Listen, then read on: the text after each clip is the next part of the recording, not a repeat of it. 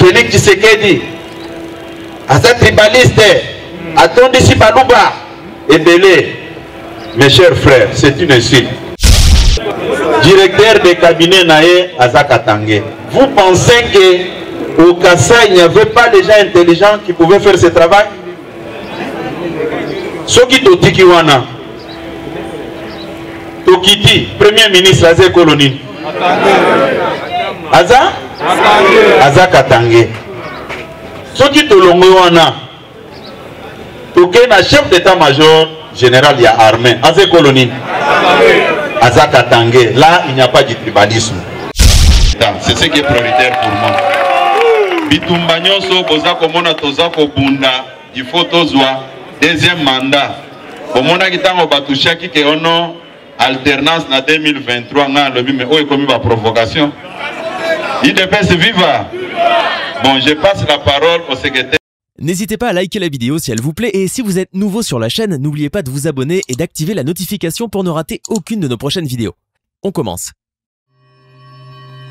Oui, mesdames et messieurs, Bino Boyela, Joshua News Télévision, nous avons toujours confiance. Alors, nous avons un temple de démocratie, siège national, il y a UDPS.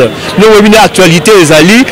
Bato ya UDPS accusé bango que bangonde bataraki centre Lindonge et sika dani cardinal Ambongo azali kovanda et en même temps ba propos ya cardinal Ambongo to ko senga alternance et silikisi ba membre ya UDPS makasi lelo toza ko assister ko prendre part na matinée politique au secrétaire général Augustin Kabouya à Koloba to senga la bino boza la abonné boza la connecté bolanda ba propos na ye et nous allons aussi prendre quelques interviews et ça sera un plaisir à l'accepter ma image pour que vous soyez toujours informé avec Joshua News Télévision pour continuer toujours à s'abonner. Merci. Félix Tshisekedi, Aza tribaliste, attendez si Balouba et Belé. Mes chers frères, c'est une insulte. Directeur, il y a cabinet, il y a Tata Mokonzo Ekolo. Aza ya province ni. Hein? Directeur de cabinet Naé Azakatangé. Vous pensez qu'au Kassai, il n'y avait pas des gens intelligents qui pouvaient faire ce travail? Soki Totikiwana, Tokiti, Premier ministre Azé Koloni. Azakatangé. Soki Tolongowana, Tokena chef d'état-major général il y a armée Azé Koloni. Azakatangé. Là, il n'y a pas de tribalisme. Ce qui te l'ongoana, Tokei, na inspecteur général de la police, Aza et Colonie. Là, il n'y a pas de tribalisme. Tokei, na service d'immigration, na DGM. Ce qui te suit, DG à DGM, Aza Colonie. Non, Aza Moutasi de Kifu. Soki Tolongoana, Toké na service de renseignement na ANR. Numéro 1 ANR Azaï Colonie, Azamoutou Abandou. Vous voulez me faire croire qu'au Kassai, il n'y avait personne qui pouvait faire aussi ce travail-là? De quel tribalisme dont on parle? Tolongoana, Toké na Assemblée nationale. Président du Parlement Congo Azaï Colonie. Bon, Tolongoana, il ne peut se vivre. Toké na Sénat, président Sénat et colonie. Mais les gens là, non, c'est Sidkiv. Les gens là qui parlent du tribalisme, hein,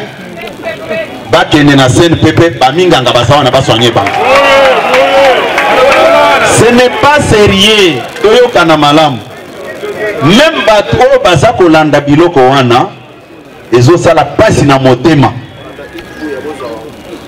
Ils ont ça la passe na motema. Mais je vais clarifier une situation là-dessus. Batie Batoua n'a été que pour Baza Batoua Babikolo Boy. Batie Bango par rapport à l'expertise, na bango na compétence na bango. Les choses doivent être dites clairement comme ça. Oli à Koloba, oh Batie Boy, oh Félix Tshisekedi, oh tribaliste, ah Tieboye, Balou Babaza Bisika Nyonso, Balou Babaza Boy Boy. Non. Les gens malamouté. Les gens malamouté. Zambe alimbisa batu wana biso nyonso toza basumuki Zamba alimbisa kabiso mais tokoki ko exposer un nabiso tina niveau wana eza nango normal te nalobi eza nango normal te yo koganye eloko nini soki lelo waprendre ke ndeko no akufi bacompétence oyo ezaki bafaculté ezaki na kati na ye ekoya epana te bato lelo bakoma motema mabe baza koréfléchir toujours comment faire du mal à l'autre. IDPS viva, IDPS viva.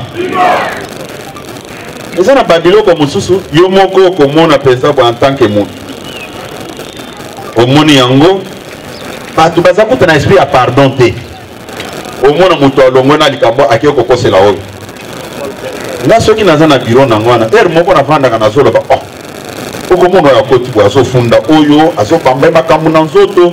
Si vous n'avez pas de nerf solide okotia bato nyonso baennemi na yo.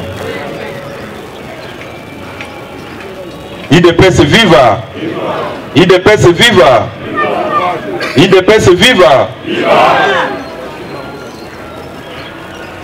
Eza na situation moko elekaki na parti awa ndeko moko aza vice-président fédéral ya Équateur 1 ndeko Balo Bokole Wanyongo Yves ndeko wana ase comportaki na ye na ndenge oyo esepelisaki bacadre ya parti nyonso te, y compris moi-même.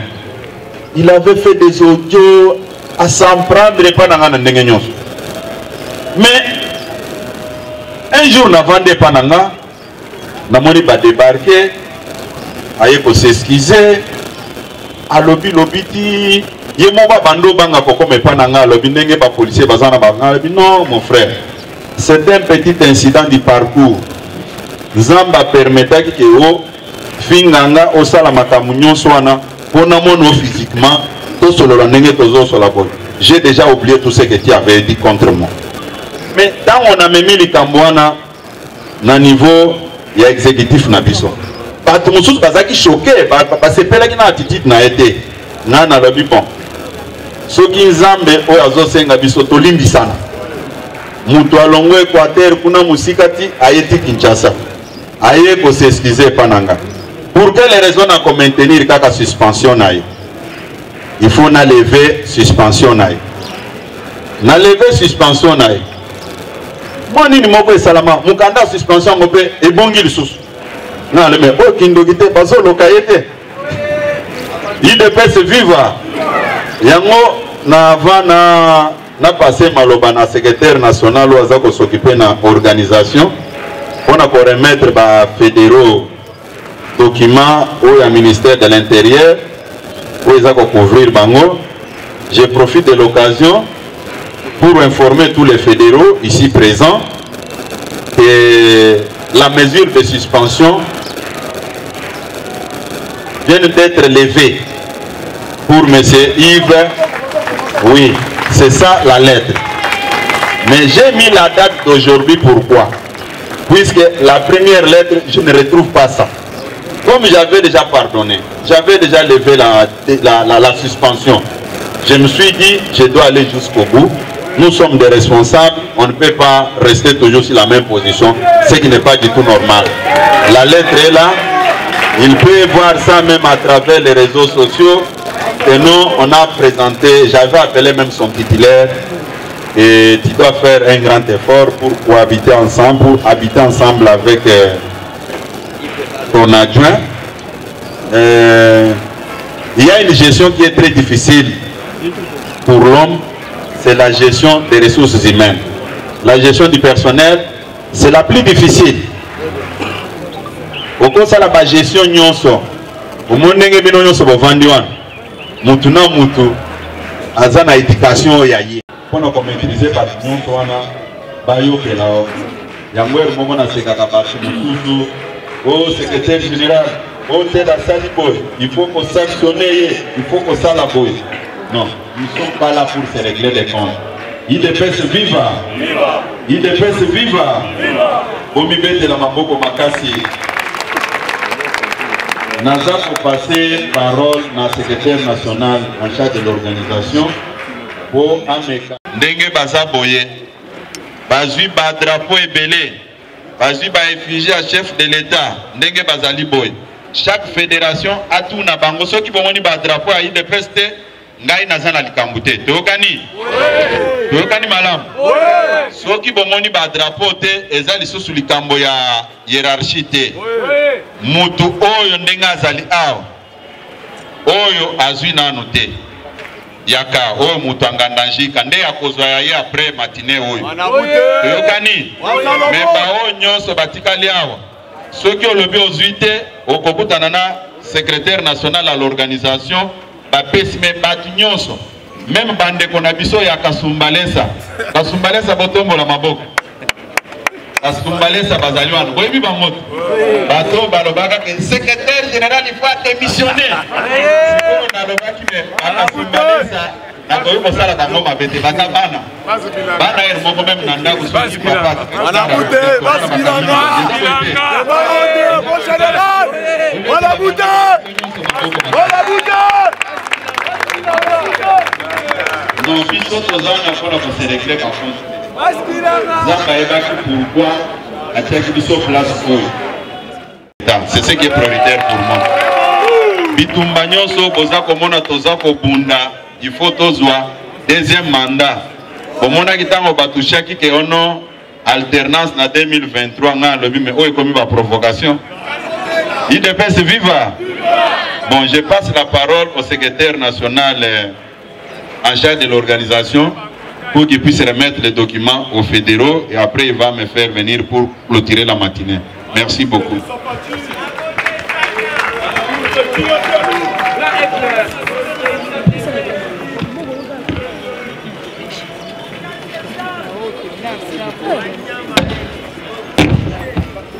Merci beaucoup.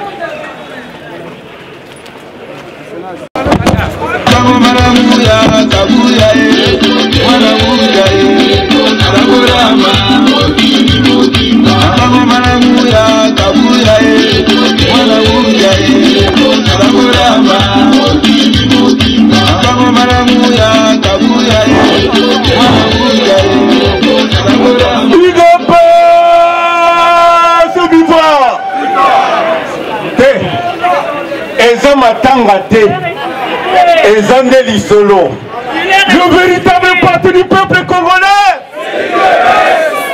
Bon, la Kisaka lettre veut.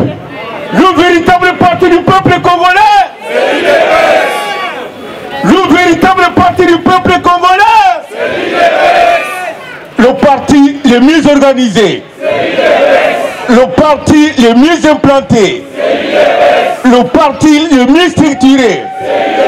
Le parti le mieux instruit.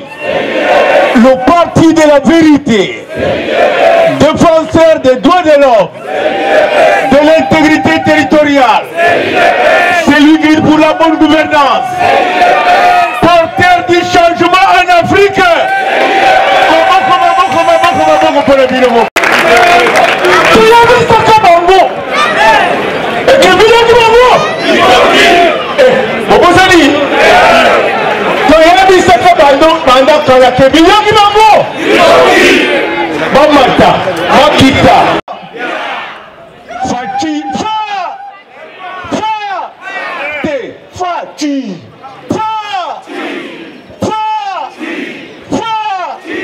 F comme frère.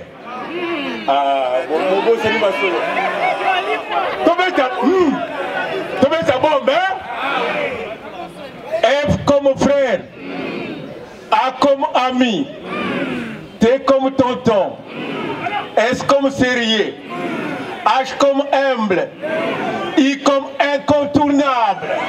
Maboko pour le binomoko.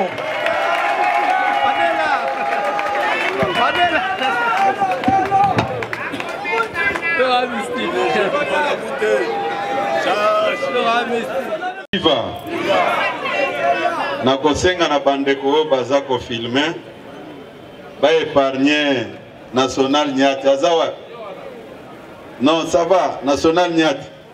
Na boy lobby. Yopo zwa bangambo ke ono. Alobaki na matinée kuna ke akobeta ba bombe. Puisque les choses doivent être dites clairement comme ça. Comme ono, incitation à la rébellion. Alobaki akobeta ba bombe na ba arme non conventionnelle. Mais ndenga zawa na ba bombe bakosombela ngwapi. IDPS viva. Puisque les lois comme kaka système ya ciseaux. Olobi kaka boy bakati pas aller. Mais esika esexinga eza boy. Place oyo. Hein? IDPS viva. Sikoyo ezana moko ya bapansango abenga na tongo alobi oh mokonzi. Mais namoni kaka bazo misaka ba morceau neti ya baboudin. Mais morceau yo bamoni angote. Ngalo morceau nini? Atinelinga boye namoni place nazolo bagano. Bobete la église catholique maboko makasi. Alors mes points bazo balancer qui va nuire cherche toujours des échappatoires. Ngana ko sabino boza la distraité. To se concentrer na makambo oyo ya élection pour ça les makaka na 2023. Puisque batu moko oyo balobaki ke Tshisekedi a peur des élections. Bango moko nde bakomi ko traîner les pas pour to que une élection en até. Puisque Ngonga aza moninga na bisote. Lelo toza les 3. Lobi tokozala les 4. Eza boyete. Siko soki batu balingi ko tourner autour de pour na makambo etali désignation ya président ya Seni. Soki ba désigner président Seni no kité. Lobi ba kofunda tata mokonza école ki alingi élection ça le matin. Pour biso famille et politique, toza déjà en avance. Toza déjà en avance, toza kolukaka kama ponomi et salema. Mutu na mutu amona sor na ye. Makambu ya kokende kosala ba bourrage des urnes wana abu mutu na mutu akolakisa oya yebi. Toyokani bino ndenge boza boy. Bon renforcer surveillance na bino. Il faut bon l'acsabat. Que biso pendant 37 ans autobundaki contre la dictature nyonso elekaki na mboka oyo. Totikala ko recourir na violence te. À combien plus forte raison les autres osa parti au pouvoir to recourir na violence. Est-ce que ça vraiment correct? Nazo tuna bino. Tango ba dictateur nyonso baza ko boma biso. Bazo tumba biso, baza kotia biso na ba prison. To mekaka ko recourir na violence te. Kaka lelo toza na kati ya pouvoir, nde baza ko loba ke balingi ba recourir na violence. C'est vraiment une vaste blague. IDPS viva. Nasuka na koloba boye. Na 2018 tozalaki d'accord te na ba point songolo pakala na bandeko na biso ba responsable ya catholique. Etikala comme ma biso na violence ata moko te. J'insiste là-dessus puisque na moni batu nde yango na yebisi ba ebele ke ebele na poko alelo ba ko benga bato ba ye ko filma oh kapu ya lobelo ko moko kuna te. Siko bango na ebite eloko neni balingaki na lobela bango. Et na sali découverte ya kisi ya Covid ou bien oui puisque makamunyon so na lobi ao. Hein makamunyon so na lobi ao. Na lobi makambu awa en rapport na makambo elobamaki. Eloko etushaki nga pona matinée oyo eza discours oyo na yokaki oyo et réduire la valeur d'un cardinal na position moko ethno-tribal clanique. Or, le cardinal est cardinal pour tous les peuples congolais. Puisque ceux qui ont accueilli na ba province nyonso okokute église catholique. Mais tango yo komi koloba bino bana ya botelema Eh, bon, mon non, papa. En tout cas, au sali sortie médiatique, moko raté. Yakato koche yo, oye banino koki koloba. IDPS viva. Bozala bomoko. Toyokani. Biso toza parti national. Na uti kolaksabino ba fédéraux ba telemi ao. Ba fédéraux yo, baza ba fédéraux ya Kasai te. C'est chaque province qui est représentée ici. Batu oyo baza ba fédéraux ya lelo te. Toyebi bango ndenge bazali awa. IDPS viva. IDPS viva. Nao etikali bolimbisa batu nyonso oyo bakoseli biso ba makambo. Zambe alimbisa bango. Toyokani. Zambe alimbisa bango. Biso tozo continuer na musala na biso. Pona lelo tosuki awa. Zambe alimbisa apambola bino.